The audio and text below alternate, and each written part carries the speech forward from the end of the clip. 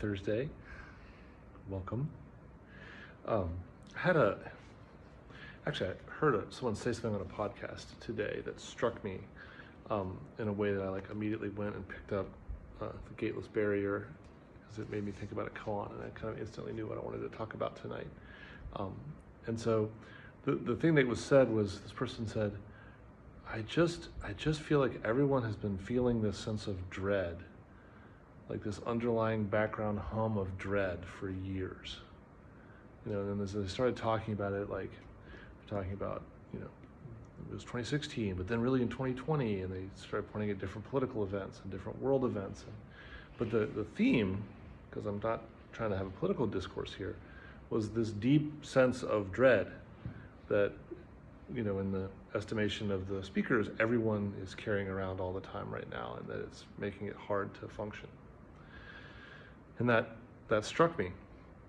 And I was like, that's important. I think that's true, and I think it's important to talk about it. And I think that Zen has something to offer. But in order to offer it, I'm going to need to read you more than I usually do. So I'm actually going to read you a couple of pages out of this, because I want to talk about the sixth patriarch of Zen. So Zen was brought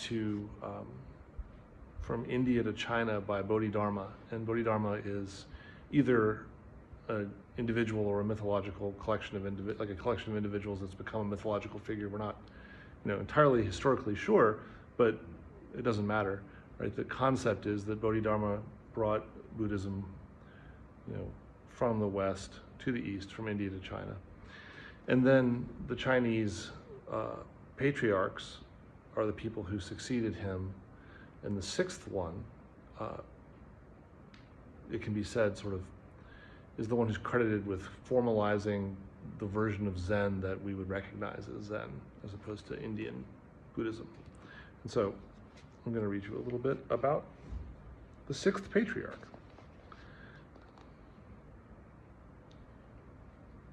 So we'll start with the koan, which is kind of starting in the middle of the story. There's high action here. So it's the longest koan in the Mumonkan. It's a big one. The sixth patriarch was once pursued by monk Myo to Dairui. The patriarch saw Myo coming, laid the robe and bowl on the stone, and said, "This robe symbolizes faith. How can it be fought for by force? I will leave it with you to take it." Myo tried to take up the robe, but it was as immovable as a mountain. Myo was terrified and hesitated. He said, "I have come for the Dharma, not for the robe. I beg you, oh please teach me, O lay brother." Sixth patriarch said, "Think neither good nor evil. At such a moment, what is the true self of monk Myo?" Other translations will say, what is the original face of monk Myo? At this, monk Myo was at once enlightened. His whole body was dripping with sweat. With tears, he made a bow and asked, "Beside these secret words and meanings, is there any further significance or not?" The patriarch said, "What I have just told you is not secret. If you will realize your true self, what is secret is in you yourself." Myo said, "Although at Obai I found other monks in training, I did not awaken to my true self. Thanks to your instruction, which is to the point, I am like one who has drunk water and actually experienced himself, whether it is cold or warm. You are really my teacher, lay brother." The patriarch said, "If you are so awakened, both you and I have Obai as our teacher. Live up to your attainment with care." So, the couple quick notes. So the robe and the bowl are the symbols of enlightenment. And so, mythologically, it's Bodhidharma's robe, right? And so when a teacher transmits the Dharma, he gives the robe and the bowl to the descendant, right? And so monk Myo is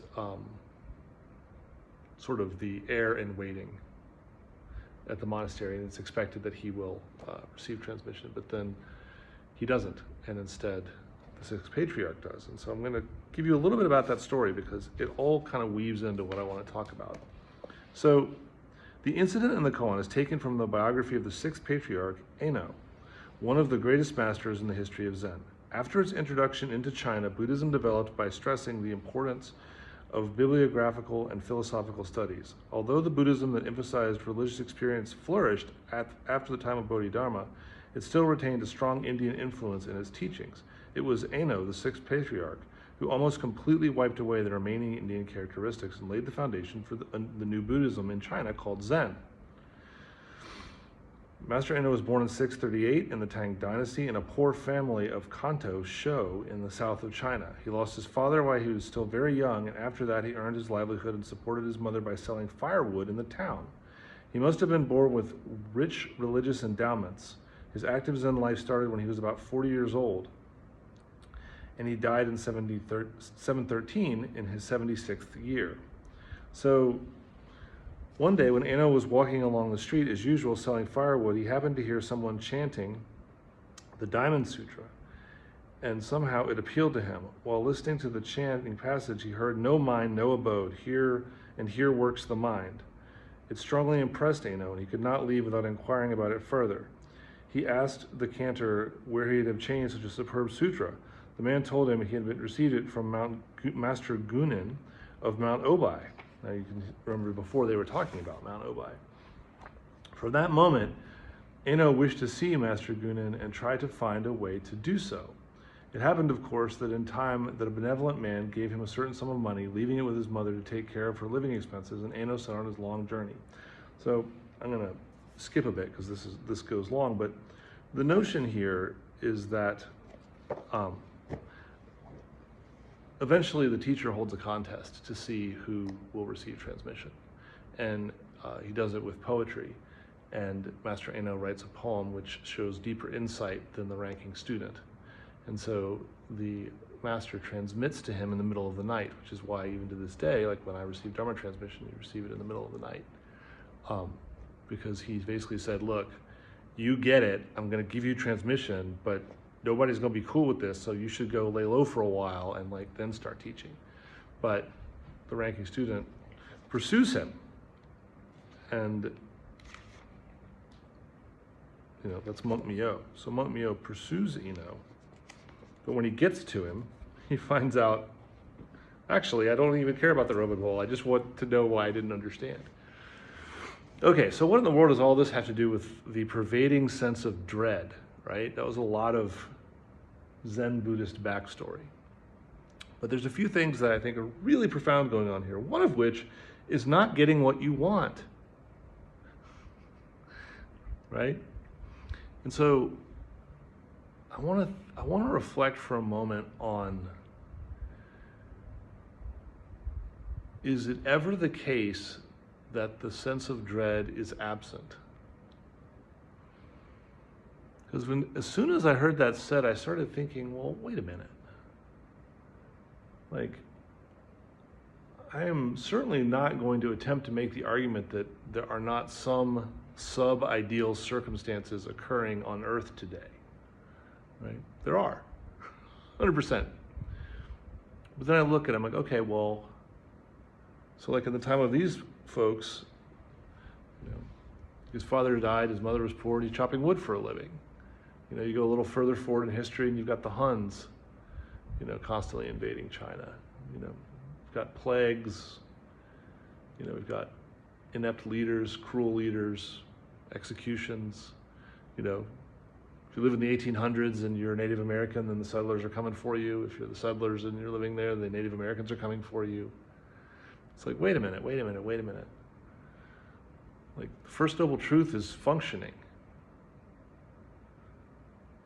The First Noble Truth is functioning for, Monk Myo when he, is assuming that he's going to be the next abbot, and then suddenly he isn't. Suddenly I thought I was going to get what I want, but I didn't get it. And he runs off in a fit of rage. We see a fair amount of that too, right? Like people running off in a fit of rage. Don't have what I want. But then when he comes face to face with someone who is wise, it falls away. And that's good, because what that shows us is this is a diligent student who's been practicing his whole life. So he's, sometimes people show up and the moment of wisdom presents itself and they don't receive it. But in this case, he does. And what does he say? What does the sixth patriarch say? Think neither good nor evil. At such a moment, what is the truth self of Monk Myo? What is the original face?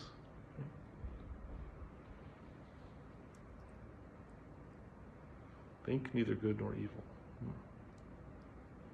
Isn't saying there's no such thing as good or evil, right? Saying don't get stuck on good or evil. What is the true self at such a time?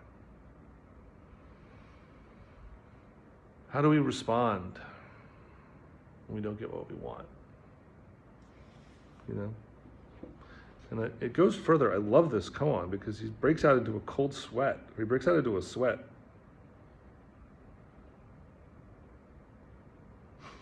You know, have you all ever had that experience where you have some kind of profound insight and you're like, it like fries your nervous system? You're like, oh my God, you know, I just put down like a whole bunch of BS I was carrying. And the tricky thing about giving a Dharma talk like this is that there's a place that it can go, you know, like as I'm kind of marching down the road that I'm marching down to give this talk, there's like a business bypass running next to the road. And the stores along that bypass are spiritual bypassing stores, right? Where they say, well, you know, think neither good nor evil, everything's fine. You know, it's a movie called Eric the Viking where Atlantis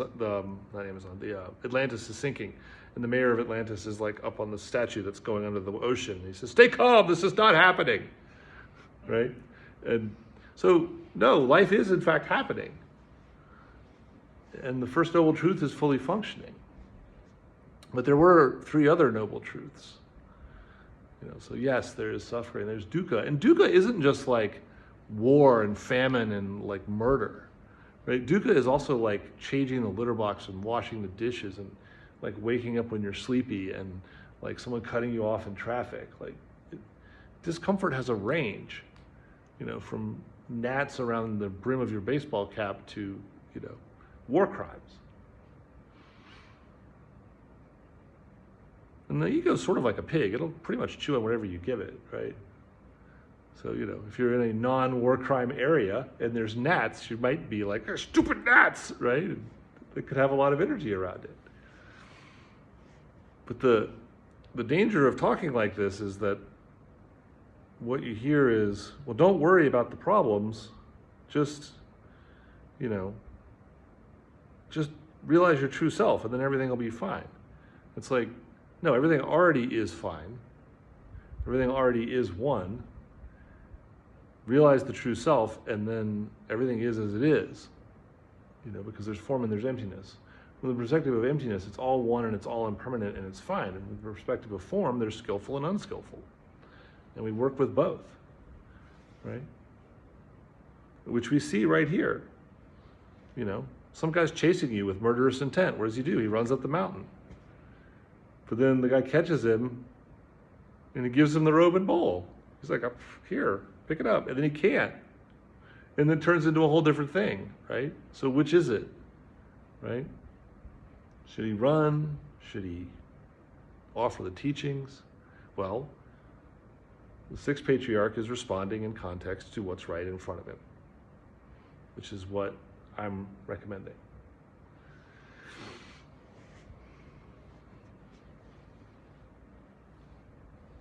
To get a little bit theoretical and philosophical here for a minute, you know, I think from a historical lens, we've gone through a period in human history of unbelievable comfort and safety. And historical events have caused that feeling to wobble. And now it's like, oh my God, you know, it's the worst time ever. People tell me this, you know, they're like, oh my God, we're living in the worst time. And I'm like, okay, I do not disagree that there are challenges, but like, you know, go read up on the Aztecs. Like, and then imagine being a non-Aztec tribe member living in that region during the height of the Aztecs. Like, we're living in a time. It has good things, it has bad things. But the point of spiritual practice is, how can we be fully alive enough to respond to what comes into our sphere in a meaningful way, to be of service, to be of benefit to others? To not, you know, if we're going to overcome the existential dread, which, you know, Paul Tillich wrote about this in the 60s. He called it the anxiety of non-being, or existential anxiety, right? That the foundation of any religious activity is the fear of death. which feels a lot like what people are sharing that they're struggling with right now. And so I'm not saying don't feel the fear. What I'm saying is maybe there's something underneath it. Like, what then? You know, once the nervous system is in fight or flight, what then? Because people have been practicing this path in all manner of conditions for thousands of years, irrespective of whether or not they felt like everything was going great. One of my favorite books is The Lion, the Witch, and the Wardrobe by C.S. Lewis. When I was a kid, I read the book a number of times, and then I actually used to teach in summer camps for kids, and I actually adapted it into a play. And I would always play Aslan because it was like little fifth graders, right? And I'm big, and so I made it work. I got get a fur coat and the whole lion get up, play Aslan. But in that story, in the very, very beginning, almost as an afterthought, C.S. Lewis says that the children are sent to the countryside to avoid the bombs because it's World War II, and the children are from London, and so, that I always read over that, even as like a college student in my early 20s when I was running these camps. I always read over that part, never included it in the play that I had adapted. But then when I got older and I had kids and I read that part, I went, oh shit! Like, that's maybe the most profound part of this. Imagine having to send your kids to the countryside so that they don't get bombed by the Luftwaffe. Like, that's very upsetting. But people did that. Like, I've been to London, I've been through those churches. I've seen like the blown out, like chapels and stuff. So humans did that. Like, humans survived that. Humans moved through that. Humans are resilient in the face of that. And of course the story goes on to the children have a magical adventure, and fair enough. But even if we don't have a magical adventure, we can at least be right here with what is. There's a